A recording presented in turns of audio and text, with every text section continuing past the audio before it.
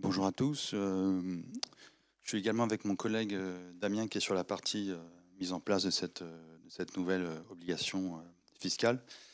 Je me suis rendu compte d'un truc ce matin en arrivant, c'est que je pense que vous avez tous sur votre to-do list, court terme ou moyen terme, comprendre les enjeux ou comprendre la facture électronique. Donc je pense qu'aujourd'hui, on va peut-être vous permettre de rayer une de vos tâches. Voilà. Alors, pour débuter, je vais me présenter. Je suis donc expert comptable depuis 2009. On a créé le cabinet Hermésiane en 2012. On a une activité assez classique, donc toute la partie expertise comptable avec de la tenue, de la révision, également la partie commissaire aux comptes, et je reconnais d'ailleurs un de mes clients au sein de la salle. On a aussi une partie mission exceptionnelle sur des évaluations et une partie conseil justement où on va venir vous accompagner ou accompagner nos clients sur notamment les sujets de facturation électronique et mise en place. Ce que je voudrais aussi préciser, c'est que l'idée aujourd'hui, c'est pas de faire de la publicité. Je parle au nom des experts comptables et l'idée, c'est de vous sensibiliser sur la facture électronique, les atouts, mais également sur vous démontrer par une vingtaine de minutes de discours que personne d'autre que votre expert comptable est capable de vous accompagner le mieux possible. Voilà. Ce que je voulais vous dire en préambule, c'est que aujourd'hui, l'environnement économique, il est pas simple pour les entrepreneurs comme vous. On a les banques qui sont moins prêteuses, vous l'avez peut-être remarqué. On a une inflation qui est maîtrisée, mais qui comment dire, fait pression sur le consommateur. On a une fiscalité qui est relativement, qui commence à être relativement oppressante. On a aussi un sujet politique qui est arrivé là en fin de vacances, assez incroyable. Mais on a la chance d'être en Île-de-France, qui reste toujours un pôle un peu à part, avec beaucoup de dynamisme et beaucoup de relations commerciales possibles. Sur la partie compta finance, il va se passer quelque chose d'assez incroyable, c'est que depuis quelques années, il se passe déjà beaucoup de choses. On a eu la CSRD, dont l'application a été décalée, comme vous le savez certainement. On a eu toute la panoplie d'outils de dématérialisation. On a aujourd'hui l'intelligence artificielle qui vient à ce jour déjà appuyer tous les logiciels de marché sur la partie comptable. Et arrive la facture électronique. Ce qu'on pense, nous, c'est que si vous prenez au bon moment cette vague de la facture électronique, vous allez pouvoir carrément gagner en rentabilité. Voilà. Ça va venir vous permettre de faire plus de marge à la fin de l'année sur votre résultat. Voilà ce qu'on pense. Et on va essayer de vous le démontrer aujourd'hui avec Damien. Alors,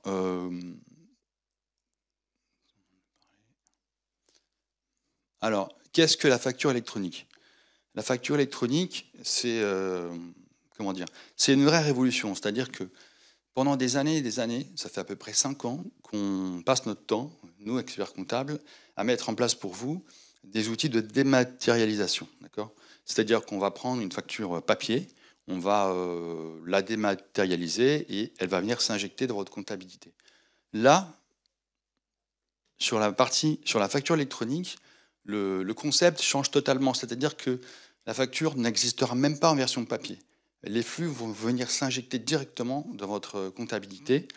Et ce qui est fondamentalement différent, c'est que le cycle de vie dans sa totalité est totalement numérique. À aucun moment, il y aura une pièce comptable version papier. Donc c'est une vraie révolution. Vient s'ajouter à cela la notion de e-reporting. Le e-reporting, qu'est-ce que c'est? C'est la nécessité de transmettre au fisc toutes les transactions comptables qui n'entrent pas dans le champ de la facture électronique. Les transactions B2C, les prestataires internationaux, les particuliers, ça va permettre au fisc d'embrasser toute l'économie, notamment pour lutter contre la fraude à la TVA. Le PDP. Alors, le PDP, c'est une notion relativement simple à comprendre. Le PDP, c'est comment dire? C'est une sorte de visa qui est donné par l'État à certains logiciels comptables qui leur donne un agrément fiscal qui leur permet d'être le réceptacle pour vous de vos factures électroniques, ainsi qu'à un moment donné, vous donnez la possibilité d'émettre également des factures électroniques. Il faut que vous, déjà dans une première approche, il faut que vous garantissiez que votre logiciel comptable, il est bien agréé PDP ou en tout cas adossé sur un autre partenaire qui sera agréé PDP le moment voulu. Il existe un site internet où vous trouverez la liste des sociétés qui sont agréées PDP.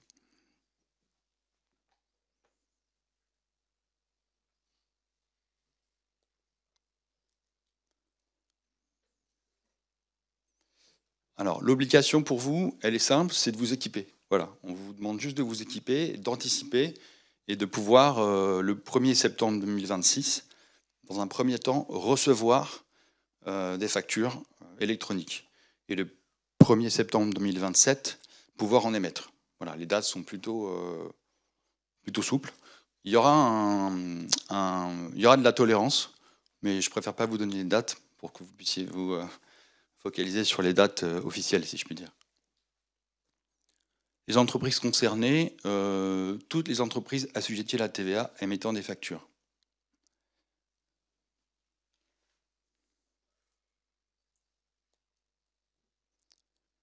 Alors, l'objectif de la réforme, il y a deux objectifs. Il y a un objectif qui a été, comment dire, qui est totalement égoïste, c'est la lutte par rapport à la fiscalité, par rapport au fisc, c'est la lutte contre la fraude, c'est pouvoir, d'une part, comment dire, faciliter les déclarations de TVA, faire en sorte qu'elles s'alimentent toutes seules, c'est-à-dire que vous aurez même plus, votre expert comptable n'aura même plus besoin de remplir les CA3, il devra juste les contrôler. En fin de mois, vos déclarations de TVA seront remplies automatiquement, ce qui permet au fisc finalement de suivre tous les mois vos flux financiers, ce qui va apporter, je dirais, une certaine forme de, comment dire, de relation de sérénité avec le fisc, mais en même temps va certainement aussi apporter une forme de pression financière puisque on ne pourra plus n'entendez pas ce que je vais vous dire, mais éventuellement décaler un peu de TVA ou être limite sur les déclarations mensuelles et ajuster en fin d'année, ça sera plus possible. C'est un peu la même chose que ce qui a été mis en place avec la déclaration des salaires. On était sur un modèle où on avait des déclarations de salaire annuelles qu'on faisait une fois par an.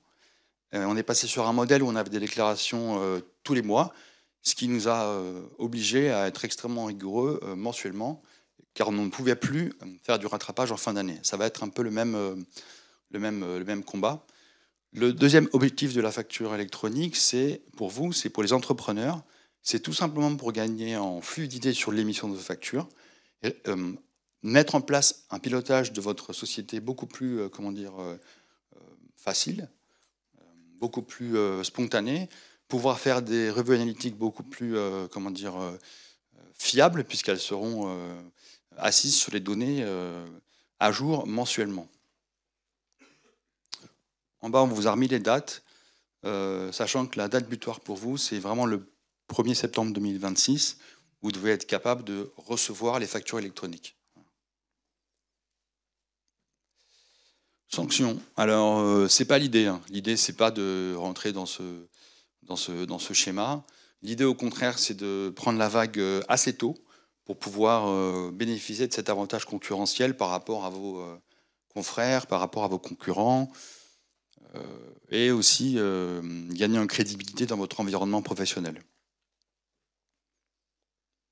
Il y aura quand même des sanctions financières, mais l'idée, c'est de ne pas attendre le dernier moment.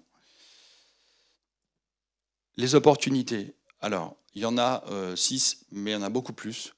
L'opportunité la plus flagrante, c'est la fluidité au niveau de votre facturation. Ce qu'il faut savoir, c'est que là, on parle de la dématérialisation, de la numérisation du cœur de votre activité. On n'est pas sur la dématérialisation de notes de frais, par exemple. Là, on va dématérialiser, on va numériser les factures de vente et les factures d'achat. Donc on parle bien du cœur de l'activité qui a un impact direct sur la trésorerie. Meilleure gestion de la trésorerie, là par exemple, je ne sais pas si vous travaillez avec les grands groupes, mais souvent se faire payer avec les grands groupes c'est compliqué parce que on a oublié de mettre une mention sur la facture qu'on a envoyée ou d'autres sujets tels que celui-ci. Avec la facture électronique, ils n'auront plus d'excuses, ils seront sur un paiement classique 30 à 60 jours. La collaboration simplifiée, ce qu'il faut dire aussi, c'est que tout votre environnement professionnel va bénéficier de cette fluidité. Le fisc, vos fournisseurs, vos clients, ça va pouvoir vous permettre de collaborer plus efficacement sur toutes les pièces comptables avec tous vos partenaires professionnels. La sécurité, c'est un gros sujet parce que là, on parle de sécurité renforcée, mais ce qu'il faut bien comprendre, c'est que tout votre modèle économique va être auprès d'un prestataire et à disposition d'une cyberattaque ou d'une fraude. Donc c'est un sujet qu'il faut prendre au sérieux, même si en première approche, on peut penser que tout est beaucoup plus sécure pour vous.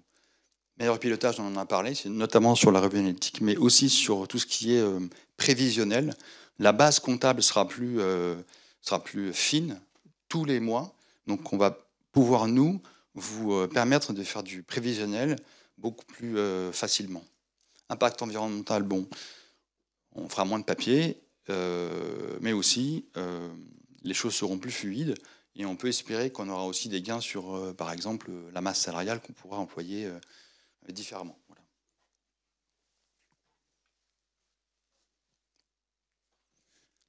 On vous a mis un petit planning, sachant que ce qui n'apparaît pas dans ce schéma, c'est que comment dire, l'adaptation de votre modèle économique, votre entreprise, pour moi, je le vois dans une première approche via un audit. C'est-à-dire que pendant 5 ans, vous avez passé du temps à mettre en place des outils comme Use, comme Dext ou d'autres, pour ne pas les citer. L'idée, c'est pas de venir et de vous dire, bon, vous avez travaillé pendant 5 ans, vous avez dépensé des sous, on efface tout, on recommence. L'idée, c'est de faire un outil de l'existant, un audit de l'existant, pour savoir déjà, vous, quel chemin vous avez parcouru, pour pouvoir adapter ce que vous avez déjà construit. C'est dommage de repartir à zéro.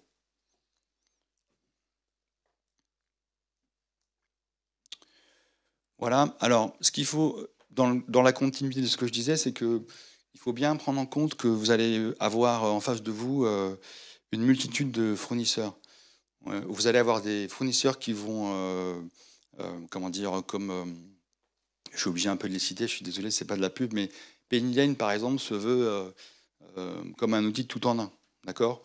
Mais est-ce que vous avez envie de mettre au rebut tout ce que vous avez fait? Il vous faut peut-être un outil un peu moins tout en un, mais qui soit adapté à votre activité et à l'existant. Si tu veux rajouter un petit mot là-dessus. Après. Anticiper pour mieux piloter, c'est dans la continuité de ce qu'on disait. Il faut prendre la vague le plus tôt possible, sachant que traditionnellement, les clôtures sont au 31-12, ce qui n'est pas le cas de tout le monde. Donc là, vous avez une opportunité pour vous préparer peut-être au 1er janvier, ou au moins de concert avec la clôture des comptes. Voilà, pour pouvoir démarrer l'année fiscale si vous êtes au 1er janvier avec votre nouveau système. Voilà, là on vous a mis les différentes étapes telles que nous les voyons, mais qui sont à adapter par rapport à vos besoins et à votre situation aujourd'hui.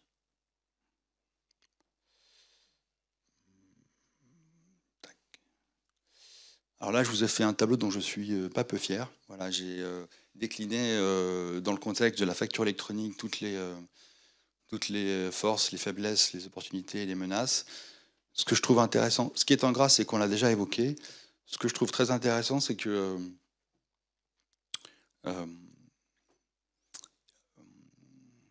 plus on va prendre la vague tôt et plus on va prendre de l'avance et plus j'ai l'impression qu'on va gagner en crédibilité par rapport à nos partenaires. Et ce qui va être important aussi, c'est que De la même manière que dans l'environnement de la TVA ou des charges sociales, moi ce que je ressens, c'est qu'il va y avoir une forme de responsabilité pour les entrepreneurs, pour les chefs d'entreprise comme vous, qui bosseraient peut-être avec des entrepreneurs qui auraient une taille plus modeste, des sous-traitants. Je ressens qu'il va y avoir une forme de responsabilité, c'est-à-dire que d'une part, on va vous demander de vous équiper, et d'autre part, on va peut-être aussi, à un moment donné, l'État va dire oui, mais si vous travaillez avec un entrepreneur individuel, il faut que vous soyez sûr que lui-même transmette les bonnes informations au fisc. C'est ce que je ressens.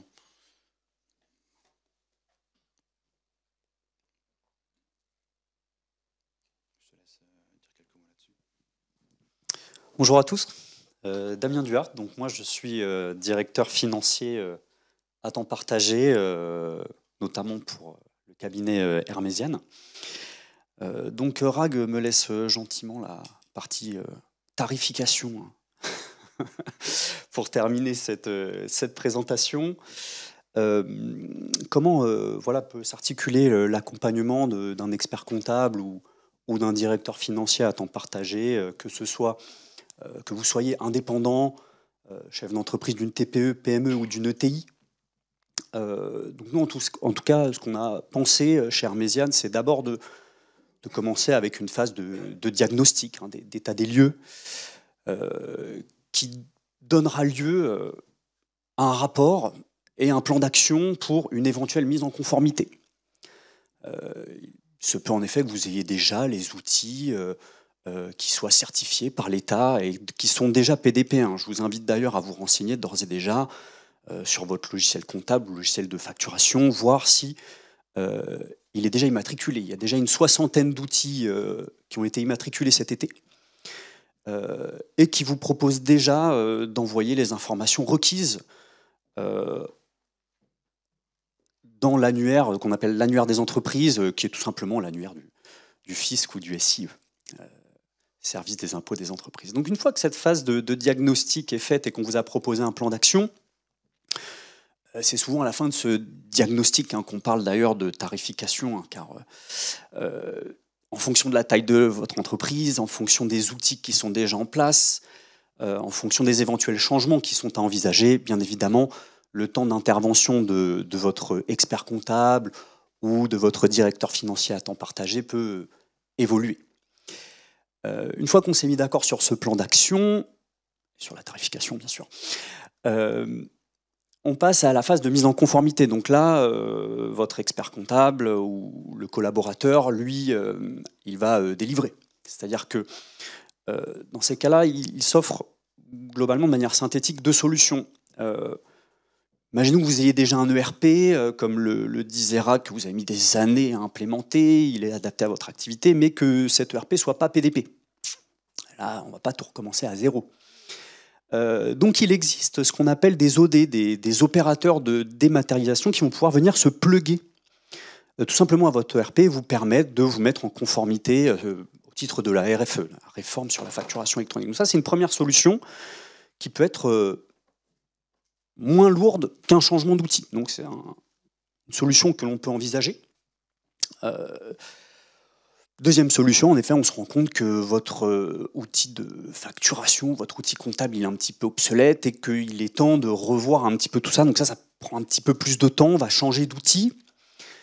Bien évidemment, avant de changer d'outil, on se met d'accord sur lequel est le plus adapté à vos besoins et à votre taille. Donc voilà pour la deuxième phase. Une fois qu'on a changé d'outil ou qu'on a mis un opérateur de dématérialisation et que vous êtes conforme pour envoyer ces fameuses données au fisc, Hermésiane vous propose bien évidemment de former, cette troisième phase de formation express, de former vos équipes à ce nouvel outil, mais également de rédiger des process qui vous permettront d'utiliser ces outils dans le temps, même s'il y a des changements de collaborateurs, d'équipes. Et enfin, pour ne pas laisser le chef d'entreprise dans sa solitude habituelle, on a pensé à un abonnement. Donc ça, c'est la dernière phase, donc avec un coût relativement réduit, mais afin de vous accompagner sur d'éventuelles problématiques de remontée de flux au fisc, parce qu'il va y avoir des petites secousses, hein, je pense, surtout les premiers mois, les premières années, en termes de bonne transmission des informations au SIE. Et donc, on vous propose un petit abonnement afin de vous accompagner sur d'éventuelles petites coquilles. Cet abonnement, il inclurait également l'envoi de KPI, d'indicateurs de gestion, que ce genre d'outil en fait, de PDP désormais va vous proposer. Peut-être toute la liste de vos factures qui sont en attente, qui ne sont pas traitées par vos clients ou les impayés, ou les factures qui ont eu des anomalies, afin que vous puissiez bien évidemment agir le plus rapidement possible et vous aider à réduire au maximum l'argent qui dort. Nous, les financiers, on appelle ça le BFR, besoin en fonds de roulement. Je ne vais pas me lancer dans une explication, sinon je vais endormir tout le monde. Voilà globalement les 4 phases que l'on propose chez Hermesian afin que vous puissiez vous conformer à cette évolution législative. Alors certains de nos pays voisins, tels que l'Italie, ont déjà passé le pas. Hein. C'est notamment des raisons budgétaires. Hein. C'est vrai qu'il y a plus de 4 milliards de recettes chez nos amis italiens. En plus, dans les caisses de l'État, parce que voilà, eux, ils ont déjà passé ce pas de la facturation électronique. Voilà, j'en ai terminé pour la partie tarification. Je te laisse du coup conclure, Rag. Merci à tous.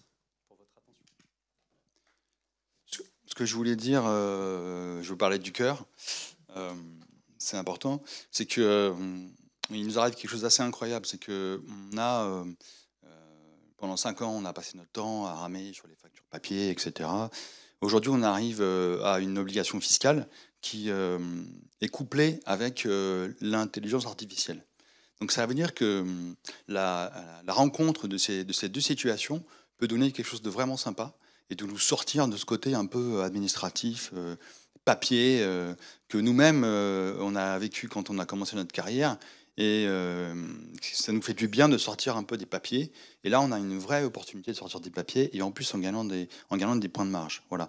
C'est pas un changement de méthodologie, c'est pas un changement d'état d'esprit, c'est un changement de philosophie. On est en train de passer au tout numérique et il faut le faire le plus vite possible. Et ce que je vais vous dire, c'est que, pour faire une petite métaphore pour finir, pour tenter quand même de vous faire sourire sur ce sujet relativement sensible, c'est que avant vous deviez aller au puits pour récupérer votre eau. Maintenant, on est en train de vous dire, vous allez pouvoir ouvrir le robinet et avoir de l'eau. Et bientôt, peut-être, vous aurez de l'eau chaude. Voilà.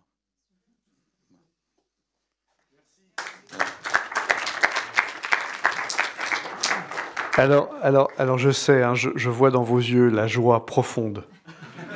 Mais il y a une vraie opportunité. Hein. D'avoir à mettre en place la facturation électronique, mais it is what it is, comme disent nos amis anglais, et de toute façon, si vous n'y passez pas, ça va très très mal se passer pour vous. Donc vous avez vu, le casse-noisette, il a 2 côtés. Hein. Je rappelle qu'un casse-noisette, ça marche que si vous pouvez serrer la noisette en haut et en bas. Hein, sinon, la noisette, ça lui fait ni chaud ni froid. Donc l'État a bien compris le principe.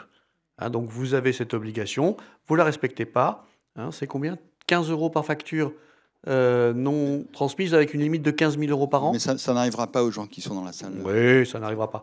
Non, c'est juste pour le plaisir qu'on l'a mis. Voilà. Bon, donc, quelles sont les questions que vous pouviez avoir maintenant que le choc initial est passé ?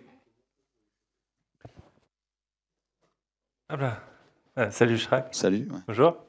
J'avais une question, c'était est-ce que, comme nos amis italiens, l'État français va ajouter un petit montant sur toutes les factures automatiques? C'est-à-dire qu'en Italie, il y a 2 € pour l'État italien sur chaque facture. Est-ce qu'en France, on va avoir le droit à la même chose? C'est une question intéressante. Je ne vais peut-être pas y répondre directement parce que je pense qu'aujourd'hui on ne le sait pas.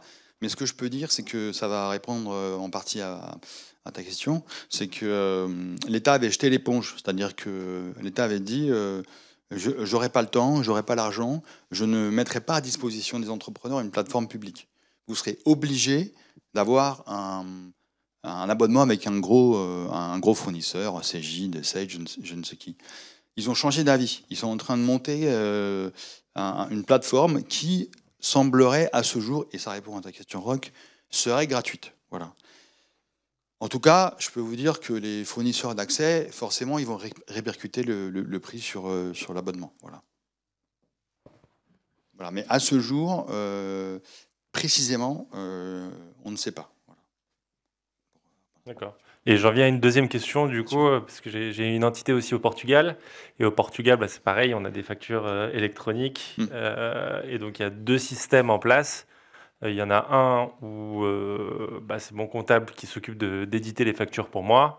Et il y en a un autre où je suis obligé de payer un abonnement pour pouvoir éditer mes factures. Et bon, dans un cas comme dans l'autre, bon, ça commence à coûter d'éditer des factures. En France, on aurait tendance à partir sur quoi comme schéma? Écoute, je pense qu'il n'y a pas de raison. Ouais, il n'y a pas de raison que ce soit à l'unité. Hein. En tout cas, dans la souscription des abonnements que vous allez faire avec vos fournisseurs, je vois mal quelqu'un qui puisse faire payer à l'unité. Hein. Je ne sais pas ce que tu en penses, mais...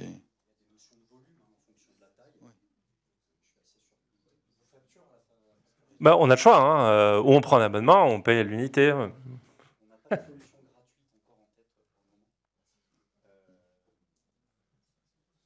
Aujourd'hui, il y a quand même des solutions actuellement sur le marché, en tout cas en France, sur le marché que je connais, qui sont quand même très bon marché.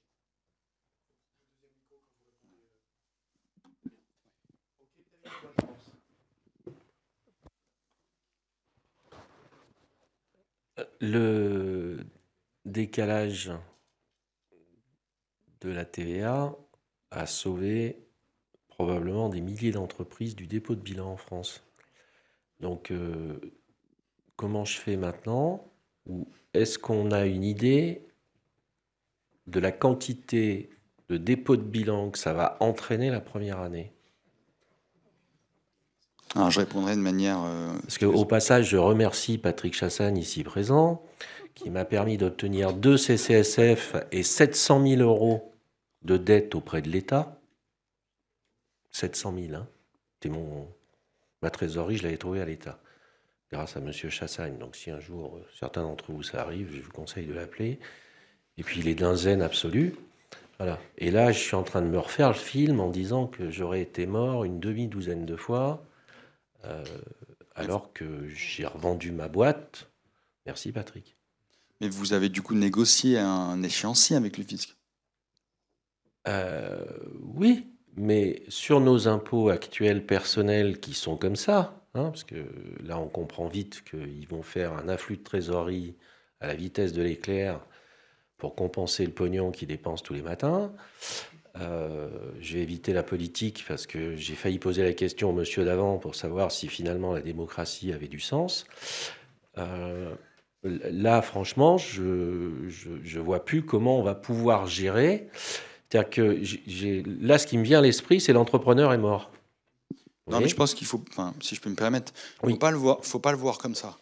Parce qu'on peut voir le monde...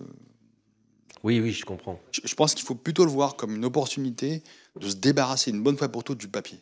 Et ça, franchement, c'est un fléau. Et au-delà de ça, je pense qu'il faut voir aussi comme un système comptable qui va être beaucoup plus fluide. Et peut-être que vous allez sortir votre TVA plus régulièrement, mais certainement que vous allez aussi rentrer les sous plus vite. Alors, j'entends ce que vous dites. C'est si j'ai pas une transmission directe. C'est-à-dire que finalement, on fait tous des factures électroniques, je pense, aujourd'hui. Oui. Ce que je vois là, c'est pas la facture électronique. Ce que je vois, c'est un cordon ombilical directement grévé sur le fisc. Et donc, pour moi, une fin totale de liberté des entreprises. On passe dans un autre univers. On va passer dans un univers où, en fait, le fisc, il n'a même pas besoin de vous demander une demande d'info. Il va pouvoir l'avoir. Vous voyez, alors qu'on était on savait quand on était contrôlé, mais aujourd'hui, en fait, on ne le saura plus. Mais juste pour finir par rapport à la TVA, ce que proposent certains confrères, peut-être, c'est de décaler un peu de TVA, en fait, de décaler de la déclaration de chiffre d'affaires. et de régulariser en fin d'année. Voilà. Mais en réalité, ce qu'il faut faire, c'est une négociation et un échéancier avec le fisc. Voilà. Ça sera toujours possible. Oui.